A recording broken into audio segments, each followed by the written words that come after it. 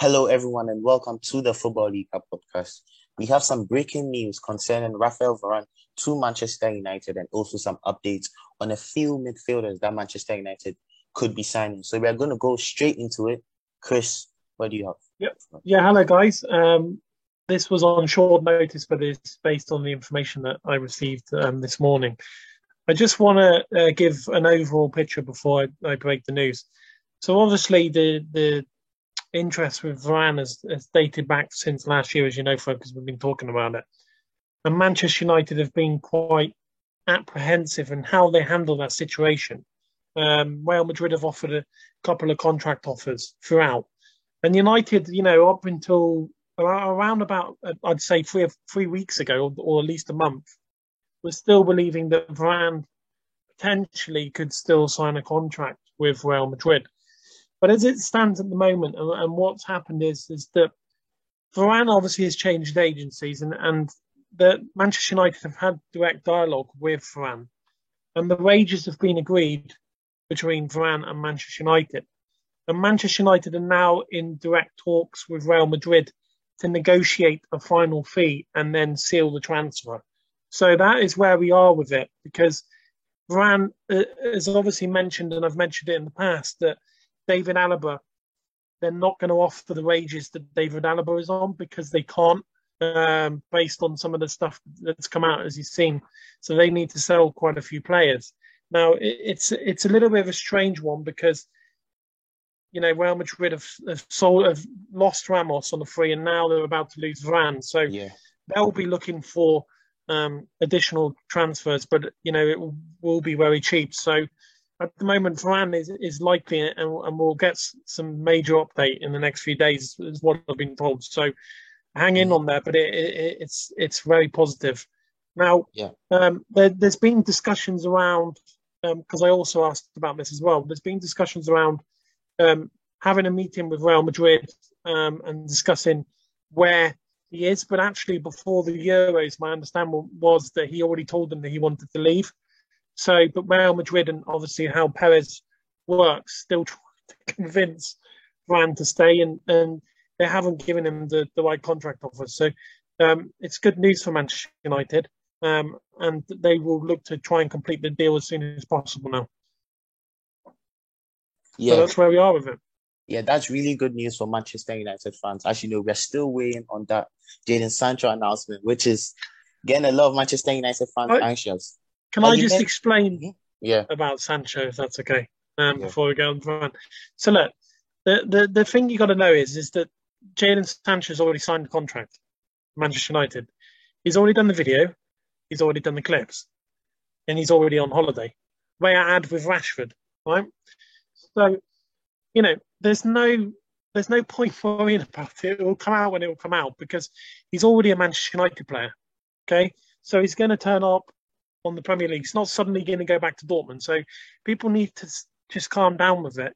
It will happen when it's happened. What Manchester United have done this time is they've not leaked anything, or nothing has come out to say an announcement is soon. The usual stuff that we get the Taylor is imminent from journalists and stuff. yeah, Well, no one's been given any information because it's quite a big announcement.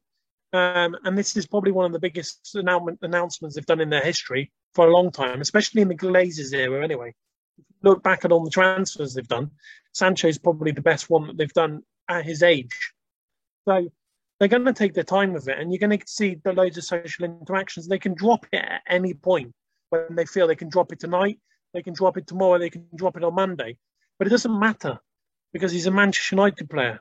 So you got to be patient with it. And I appreciate some people have said, well, the transfers in the past and stuff, but it's done. So yeah, it's everyone needs to just stay calm with that one. yeah, And what were you 100%. saying, Fred? Sorry. Yeah, you mentioned Varane agreeing personal terms with Manchester United. We've heard various rumors about his wages. Can you tell us exactly what his Yeah, wages are? it's going to be somewhere close to 12 million per net. It's around 11 to 12 million is what I've been told, which is, Real Madrid offered, I think the last one was 7.5, so very low. I mean, Yeah, look, when it comes to transfers and stuff like this, and I mean, you mentioned it in a previous podcast where money talks, and it does in football nowadays. So yes, Varane wants to go to Manchester United, but if someone's offering you 4 million more than what your current team's doing, and you've won so many trophies up there, and they're not offering you what you think you deserve, then of course you're going to move on. That's normal. You know, Sanchez did it from Arsenal to Manchester United because of the wages. I'm not saying Varane's got the same sort of feeling because he's got history with all the stuff that's been spoken about, as you've seen in the post regarding Rafa Varane and his idol, Rio Ferdinand, and all that usual stuff. That's fine. But, you know, Manchester United prepared themselves. It was a difficult deal, they thought, a month ago, but now they're extremely confident of doing the deal. And look, you know, I always said that if Real Madrid come and say 350 to 400k a week, he might do a U-turn, but it hasn't happened. And that's decreased massively over the last few days as well. So, you know, a lot of media have come out, the English side and the Spanish side have come out and said Varane wants to go to Manchester United. So it's not the same situation as what we had with Ramos, where we thought Ramos might want to go to Manchester United, but he'd signed a new contract.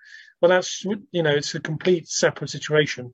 They're not the same. And I can appreciate why people would be cautious with that. But Varane has said that he wants to go and play for Manchester United. So, you know, we'll know in the next few days on a major update regarding Varane and where it's sitting on that deal. Because one, he's been on holiday as well, so there's no disturbance with that. And sure, Real Madrid, of course, might do a final chance. Of course, they're going to do that. With, you know, where you're going to get another defender like Varane. You know, you've got the likes of Pau Torres, but he's young and those sort of things. And, you know, they don't know Real Madrid and he'll need time to settle in if he does go there. So, but there'll be major updates in the next few days. But 95% positivity with that deal. So I would sit down and stay calm. There's too much noise, and the information that I've been provided tells me that he's joining Manchester United. But again, you have to be cautious with transfers, and I've told people this multiple times, that if Real Madrid would ever offer 350 to 400k a week, then he would consider it, but they haven't done, and they should have done it by now. So that's why all the noise and the information's been passed on as such. Yeah. Well, it's looking like Rafael Varane is heading to Manchester United this summer. But who else could we see move to Old Trafford after Varane? There's been a lot of noise about Camavinga, as you know, Fred. So, and I have said about Camavinga that he's an 18-year-old player with a lot of talent. And it's a reasonable deal to do between 30 to 35 million euros. We suspect it to be the case. But he's got a lot of options, Fred, and Manchester United, again, are quite cautious on that deal. And obviously, you've not heard a lot of news around it recently. And the reason why that's the case is because Camavinga's not in a rush to make a decision, but Manchester United need a decision. Do you see what I mean? Because they want a midfielder coming in. Now, there's other players in the French league that they are looking at. One's Kamara, and then there's the one from Monaco that they are looking at actively. They are looking in the French league for a centre defence midfielder. And then you've got the likes of Declan Rice, but that's an extreme target and an impossible one at the moment because of the fee that West Ham want. But United are interested in him. They do like him, of course. And there's the potential of Jesse Lingard going the complete opposite way. But the issue is the fee, and it's quite expensive. So, you know, if United make quite a lot of sales, then we might see something like that. But I would say, you know, what they're looking at the moment is they will only want to spend about up to 35 to 40 million euros on a centre defence midfielder, from what's been told. And then, of course, they're trying to secure Kieran Trippier, which is not dead, that transfer, by the way. So they're still trying to work their way through that. And that means Dalot will obviously leave the club, but they want him to leave on a permanent as opposed to a loan because they want to get funding from there as well. So, you know, there's a lot of, and a lot of people have already mentioned the centre defence midfield targets as well. So I know people have mentioned Sander Berge quite a bit, but he's got bad injury history, and you know he had a good season, but I don't see him as a top target for Manchester United. But they have a lot of interest in a lot of different players, and they want a young player that they can mould. So that's why they were looking at Camavinga initially. But you know that deal's not dead. It's just the Camavinga's not made his decision up, and preferably wants to stay at PSG because that's the ultimate for a French kid at 18 years old to go to the best team in France, and then eventually maybe move on to somewhere like Real Madrid or those sort of things. So I'm not saying it's dead at the moment, but it's a 50-50 one. But United, still looking in that deal to see if it's possible as well. So that's not dead. But Varane is the biggest news coming out at the moment. Yeah. Yeah, so if you were a betting man, who would you put your money on in terms of defensive midfield signings for Manchester United? Who would have put my money on? That's a bloody good question, that is. I mean, if Camavinga said yes to Manchester United, then that would be done in, you get that done in at least 3 or 4 days, because it's a short deal. The wages are not going to be high. I would say it's either between, I'd say Kamara or someone else that might be a potential surprise.